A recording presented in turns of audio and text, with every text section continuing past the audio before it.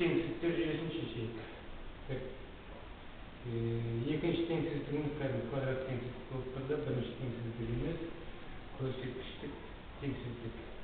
Көрсеткіштік дегенмен оны мәндес теңсіздіктерге келтіріп аламыз. Бірінші теңсіздікті мына түрде жазайық. 7-тен 1-дің x квадрат минус 9 дәрежесі кіші болмаса тең 7-тен 1-дің 0 дәрежесі. Негіздерін бірдей дәреже түрінде көрсеттік. Кез келген санның 0 дәрежесі 1 болатынын пайдаланып.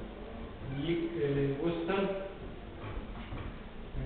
негізі 1-ден кіші болып тұрғандықтан көрсеткіштері, дәреже көрсеткіштері керісінше кіші болады, кемімен деп айтамыз.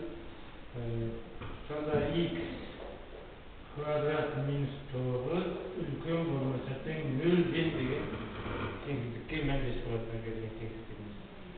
Екінші теңсіздіктің өзін жазамыз. x квадрат минус 16 кіші болмаса тең 0-ден. Көбейткіштерге жіктейміз. А квадрат минус b квадраттан x минус 3, x плюс 3 үлкен болмаса тең 0-ден. Екіншіміз x минус 4, x плюс 4 кіші болмаса тең 0-ден. Шешімдерді жазамыз. Бірінші теңсіздігіміздің шешімі минус 3-тен плюс 3-ге дейінгі белгілейміз. 0-ден үлкен плюс, минус, плюс. Демек біз плюс аралықтарын ойлаймыз. Екінші теңсіздігіміздің шешімі төменіне сызамыз.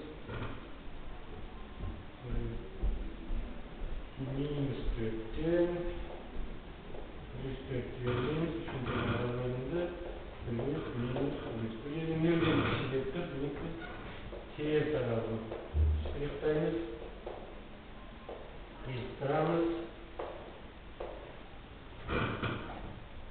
Қиылысуы минус 4-тен минус 3-ге дейін, 3-тен 4-ге дейін.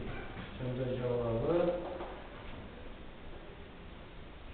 өздерін көрсетіп дегенде минус 4-тен минус 3-ге дейін, бірігуі 3-тен 4-ге дейін.